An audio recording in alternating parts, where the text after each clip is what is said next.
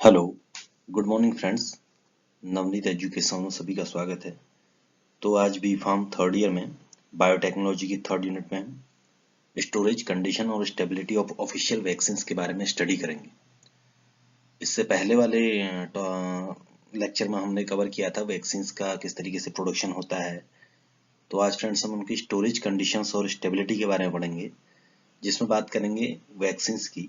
तो efficacy of vaccine can be maintained by providing proper storage condition for vaccine. तो friends, vaccine जब हमने बना दी है, वैक्सीन बनाने के बाद जो उसकी पोटेंसी है, जो उसकी एफिकेसी है, वो डिपेंड करती है उसकी स्टोरेज कंडीशन पे। अगर हम उसको प्रॉपर स्टोरेज कंडीशन नहीं देते हैं तो हमारी वैक्सीन कहीं ना कहीं क्या हो जाती है, खराब हो जाती है। तो इस वजह से हमको उसकी प्रॉपर स्टोरेज कंडीशन को भी मेंटेन करना पड़ता है।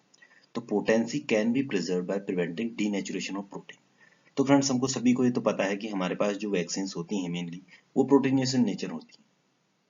तो अगर हम उसको प्रिजर्व नहीं करेंगे प्रॉपर वे में, प्रॉपर टेम्परेचर में, प्रॉपर प्रेशर में, तो कहीं ना कहीं क्या हो जाता है, डिनेचुरेशन, प्रोटीन का क्या हो जाता है, डिनेचुरेशन हो जाता है। प्रोटीन प्रेसिपिटेट होने लग जाता है और वो एक्टिव फॉर्म में नहीं रहता है। तो इसलिए उसकी पोटेंसी को प्रिजर्व करने के लिए या उसका डिनेचुरेशन को हम प्रिवेंट करने के लिए एंटीजन एंटीबॉडी को हमको क्या करना पड़ता है, प्रिजर्व करना पड़ता है। स्टोरेज कंडीशन उसके लिए हमको क्या करनी पड़ती है, मेंटेन करनी पड़ती है। तो we can not use preservative bacteria in living viral vaccine. तो फ्रेंड्स, हमारे पास जो वैक्सीन होती हैं वो भी हमारे पास क्या होती हैं, लाइव वैक्सीन भी होती हैं, जिसमें लाइव लिविंग वायरल वैक्सीन भी होती हैं, और एटेन्यूएटेड भी हो सकती हैं, या जिसमें हमारा बैक्टीरिया क्या है, डेड फॉर्म में है, उसको भी हम यूज करते हैं। तो अगर हम लाइव वैक्सीन यूज कर रहे हैं, अगर लिविंग वायरल वैक्सीन है, तो वहां पर हम प्रिजर्वेटिव के जगह पर, प्रिजर्वेटिव के रूप में हम बैक्टीरियासाइड यूज नहीं कर सकते, क्योंकि बैक्टीरियासाइड क्या करते हैं, कहीं ना कहीं आपके जो बैक्टीरियल जो मेम्ब्रेन है उसको किल कर देंगे या बैक्टीरिया को किल कर देंगे। तो इस वजह से हम वहां पर बैक्टीरियासाइड नहीं यूज कर सकते हैं। तो अगर बैक्टीरियासाइड हम यूज कर रहे हैं तो वो डेड बैक्टीरियल वैक्सीन में ही हम यूज कर सकते हैं। तो प्रिजर्वेटिव किस तरीके का यूज करना है, इसका भी हमको ध्यान देना पड़ता है कि वो लिविंग वायरल वैक्सीन है या आपका डेड बैक्टीरियल या वायरल वैक्सीन है।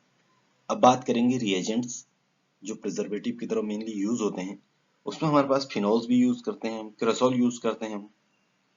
फेनॉल, इनकी कंसंट्रेशन जो रहती है वो 0.01 से 0.02% ऑफ थायोमार्सल भी हमारे पास रहता है।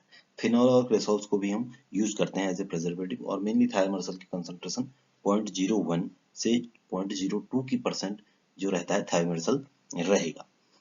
तो मेनली थायोमार्सल जो हमारे पास रहता है मर्क्यूरी कंटेनिंग ऑर्गेनिक कंपाउंड होता है। तो ये एक तरीके का देखा जाए तो प्रिजर्वेटिव की तरह हम इसको यूज करते हैं। तो स्टोरेज एट लोअर टेम्परेचर, हम वैक्सीन्स को लोअर टेम्परेचर पे हमको उसको रखना जरूरी हो जाता है, जिससे कि essential as loss of viability and denaturation cause by, क्योंकि हमको पता है अगर टेम्परेचर बढ़ेगा तो कहीं ना कहीं उसकी वायबिलिटी जो है या उसका जो प्रोटीन है वो डिनेचर हो सकता है। तो इसलिए हमको उसको टेम्परेचर क्या करना पड़ेगा, डाउन करना पड़ेगा। लो टेम्परेचर पे उसको हमको रखना पड़ता है किसी भी वैक्सीन को। आगे बढ़ते हैं। अब बात करते हैं storage temperature most product is just above freezing point. तो हमारे पास जो स्टोरेज टेम्परेचर होना चाहिए वो मेनली जो फ्रीजिंग पॉइंट है 2 डिग्री सेल्सियस से 4 डिग्री सेल्सियस पे क्या होना चाहिए, उससे ऊपर होना चाहिए। तो storage temperature most of product just above freezing point 2 degree Celsius से 4 डिग्री। फॉर वैक्सीन के लिए मेनली 2 डिग्री सेल्सियस से 10 डिग्री सेल्सियस तक हमारे पास रहना चाहिए। तो most of vaccine are stable at below freezing point. कई वैक्सीन ऐसी हैं जो फ्रीजिंग पॉइंट से नीचे भी हमको स्टेबल दिखाई देती हैं, while bacterial vaccine deteriorate if allowed to freeze।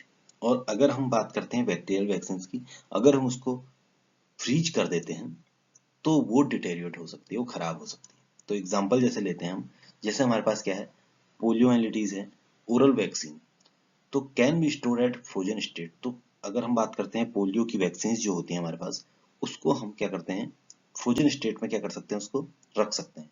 और उसकी सेल्फ लाइफ कब तक हो जाती है, 2 साल तक हो जाती है। देखिए, अगर हम टेम्परेचर में बात करते हैं, अगर हम टेम्परेचर को वेरी करते हैं, तो टेम्परेचर की वजह से हमारा जो वैक्सीन है उसकी पोटेंसी यहाँ पर हम देख सकते हैं। एग्जाम्पल जैसे हम पोलियो का वैक्सीन है हमारे पास, अगर हम पोलियो वैक्सीन को क्या करते हैं, फ्रोजन स्टेट पर रख देते हैं, तो उसकी अपनी जो लाइफ रहती है वो 2 साल तक चलेगा।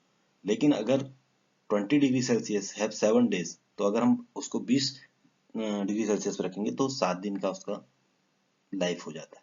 तो मीन्स अगर बात करते हैं फ्रोजन स्टेट पे 2 साल तक चल रहा है और 20 डिग्री सेल्सियस पे 7 दिन ही चल पा रहा है। तो इसका मतलब कहीं ना कहीं टेम्परेचर क्या करेगा, आपकी स्टेबिलिटी को आपका वेरी कर सकता है। स्टेबिलिटी में वेरिएशन हो सकते हैं, आपकी बढ़ भी सकती है स्टेबिलिटी, घट भी सकती है जो टेम्परेचर के बेस पे। अब बात करते हैं small pox vaccine stored at -10 degree Celsius. और स्मॉल पॉक्स वैक्सीन की बात करते हैं तो -10 डिग्री सेल्सियस पे इसको रखा जाता है। उसकी सेल्फ लाइफ देखा जाए तो 1 साल की होती है। और अगर बात करते हैं 2 से 10 डिग्री टेम्परेचर पे तो इसकी सेल्फ लाइफ 14 दिन की हो जाती है।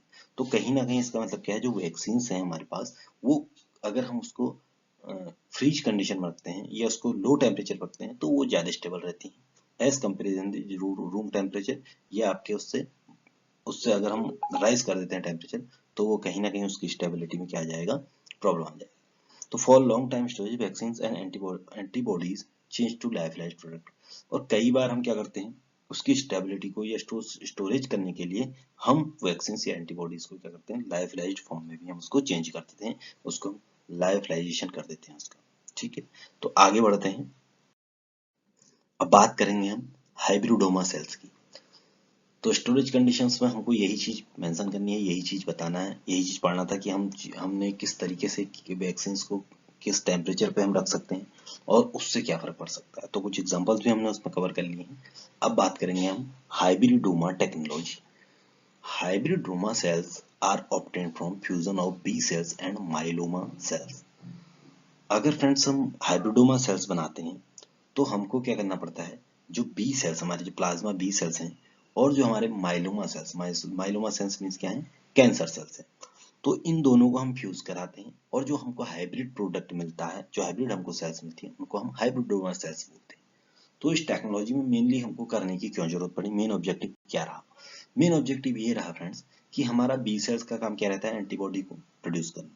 ठीक है, और हमारा माइलोमा सेल्स का काम क्या है, हमारा माइलोमा सेल्स क्या करती हैं, माइलोमा सेल्स वो होती हैं जो क्या होती हैं, इमोर्टल होती हैं, जिनकी डेथ नहीं होती है, जो इमोर्टल होती हैं। तो इस दोनों कैरेक्टरिस्टिक्स अगर हम एक सेल में लाना चाहते हैं तो हमको हाइब्रिडोमा टेक्नोलॉजी हम यूज करते हैं। तो in this technique we produce hybrid cell which contain both properties. तो दोनों प्रॉपर्टीज आपको एक सेल में मिलेगी। एंटीबॉडी सिंथेसिस बी सेल कर देगा, immortal properties from myeloma sales. तो जो लास्ट में जो फाइनल हमको सेल मिलेगा वो हमारे पास उसमें दोनों कैरेक्टरिस्टिक्स आ जाएंगी, एंटीबॉडी बनाने की भी और दूसरी चीज इमोर्टल प्रॉपर्टीज भी उसके अंदर आ जाती है। तो ये दोनों प्रॉपर्टीज एक सेल में आ जाएंगी, तो हम इस टेक्निक को बोलते हैं हाइब्रिडोमा टेक्नोलॉजी। अब बात करेंगे B cells hybridoma are produced by using polyethylene glycol. जो आपके बी सेल्स हाइब्रिडोमा हम बनाते हैं उसमें हम पॉलीथाइलिन ग्लाइकोल यूज करते हैं मीडियम की तरह to fuse myeloma B cells with plasma B cell.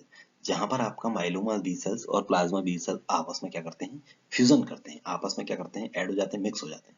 तो both characteristics are obtained from B cells myeloma and plasma B cells. और दोनों कैरेक्टरिस्टिक्स आपको दिखाई देंगी, माइलोमा सेल्स की इमोर्टल कैरेक्टरिस्टिक्स आ जाएंगी और बी सेल्स की आपकी एंटीबॉडी प्रोड्यूस करने की कैरेक्टरिस्टिक आ जाएगी। तो ये इसको हम बोलते हैं हाइब्रिडोमा सेल्स। मीन्स क्या है, एक तरीके से हाइब्रिड फॉर्म है, सेल्स का हाइब्रिड फॉर्म है और इस टेक्नोलॉजी को हम हाइब्रिडोमा बोलते हैं। आगे बढ़ते हैं, इसमें एक स्टेप वाइज हाइब्रिडोमा किस तरीके से बनाया जाता है ये देख सकते हैं। एंटीजन है हमारे पास, इसमें हमारे पास एपिटोप्स हैं। ये एपिटोप्स क्या होते हैं फ्रेंड्स, एपिटोप्स बाइंडिंग साइट्स होते हैं किसी भी एंटीबॉडी को। अगर आप जिस तरीके से आप एंटीबॉडी अगर हमारे बॉडी में प्रोड्यूस हो जाती है तो बाइंड कहाँ पर करेगी एंटीजन की, तो वो एपिटोप में बाइंड करेंगे, ये एक बाइंडिंग साइट होगी उसकी। तो उस पर्टिकुलर एपिटोप पे एंटीबॉडी बाइंड करेगी। अब जैसे ही एंटीजन आपका एंटर कर जाता है, जैसे हमने एनिमल में ले लिया, कैट ले लिया हमने एनिमल में, उसमें एंटीबॉडी 1, एंटीबॉडी 2, एंटीबॉडी 3 और एंटीबॉडी 4 हमारा सीरम में क्या हो जाएगा, उसके ब्लड में जनरेट हो जाएंगे। स्प्लीन से हमने आइसोलेट कर लिए सेल। अब हमने क्या करा, माइलोमा सेल्स लिया और प्लाज्मा बी सेल्स लिया, दोनों को हमने क्या करना है, फ्यूजन करना है। बी सेल्स ले लिए हमने एनिमल से और माइलोमा सेल्स ले लिए। माइलोमा सेल्स हम जब दोनों का फ्यूजन करते हैं, बी सेल्स का जो हमने लिया है एनिमल से, तो हम दोनों का फ्यूजन करेंगे बी सेल्स और माइलोमा सेल्स का, तो हमको हाइब्रिडोमा सेल मिलेगा। तो उसमें दोनों कैरेक्टरिस्टिक्स आ जाएंगी, उसमें इमोर्टल कैरेक्टरिस्टिक्स भी आ जाएंगी और आपके इसमें जो एंटीबॉडी जनरेट करने का वो भी आपका इसमें कैरेक्टरिस्टिक आ जाएगी। तो उसके बाद हम अलग अलग, जैसे हमारे पास एंटीबॉडी 1, एंटीबॉडी 2, एंटीबॉडी 3, एंटीबॉडी 4 अलग अलग एंटीबॉडी के लिए हमारा क्या रहेगा, बाइंडिंग हो जाएगी और अलग अलग सेल्स हमारी हाइब्रिडोमा बन जाएंगी। अब ये जो हाइब्रिडोमा बनी हुई सेल्स हैं ये पर्टिकुलर एंटीबॉडी के लिए बनी है 1, 2, 3, 4। तो इन पर्टिकुलर एंटीबॉडीज को जो बोलते हैं हम ये हर एक एंटीबॉडी स्पेसिफिक एपिटोप पे बाइंड करेगी। तो ऐसे एंटीबॉडी जो स्पेसिफिक एपिटोप पे बाइंड करती है उसको हम बोलते हैं मोनोक्लोनल एंटीबॉडीज। मोनोक्लोनल एंटीबॉडीज क्या होती हैं? Antibody produced by single clone of cell. Single clone of cell से जो प्रोड्यूस होती है उसको हम बोलते हैं मोनोक्लोनल एंटीबॉडी। तो अगर हम वन एंटीबॉडी, जो हमारे पास 4 सेल्स बनी हुई हैं हाइब्रिडोमा की 1, 2, 3, 4, तो 1 में क्या रहेगा, एंटीबॉडी 1 जनरेट करेगा, ये एंटीबॉडी 2 जनरेट नहीं, ये 1 ही एंटीबॉडी जनरेट करेगा, 1 एंटीबॉडी और इमोर्टल होगा। तो अगर ये बाइंड करेगा एपिटोप के साथ तो 1 वाली स्पेसिफिक जो उसका पोजीशन है वहां पर बाइंड करेगा, तो ये 2 वाले पे बाइंड नहीं कर सकता। तो इसलिए जो एपिटोप रहेगी इसके लिए 1 रहेगी और इसको हम बोलते हैं मोनोक्लोनल एंटीबॉडीज। और अगर कोई एंटीबॉडी आपके और एपिटोप से भी बाइंड होती है तो उसको हम बोलते हैं पॉलीक्लोनल एंटीबॉडीज। तो फ्रेंड्स, इस तरीके से डायग्राम हमारा हाइब्रिडोमा टेक्नोलॉजी के लिए हम स्टेप वाइज इस तरीके से रहता है और ये हमारी मोनोक्लोनल एंटीबॉडी फॉर्मेशन हो जाती है। अब आगे बढ़ेंगे।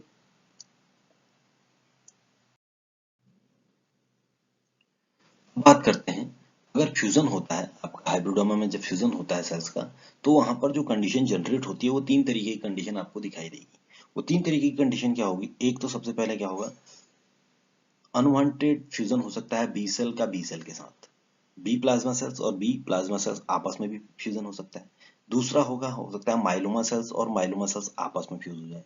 और तीसरी, जो थर्ड हमारे पास जो रहेगा वो हमारा रिक्वायर्ड रहेगा, वो हमको जरूरत पड़ेगी, वो रहता है माइलोमा सेल्स और बी सेल्स का आपस में फ्यूजन। तो ये हमको जरूरत है, और जो पहला और दूसरा है वो हमको जरूरत नहीं है, ये हमको नहीं चाहिए, लेकिन ये कंडीशन आ सकती है। तो ऐसी condition, hence condition in media should be designed in such a way that the plasma B cells should fuse with myeloma B cells। तो ऐसी कंडीशन को हम मीडिया में जनरेट करते हैं कि सिर्फ आपका बी सेल्स और माइलोमा सेल ही क्या कर पाए, फ्यूज कर पाए, और अदर फ्यूजन नहीं हो पाए, सर्वाइव नहीं कर पाए।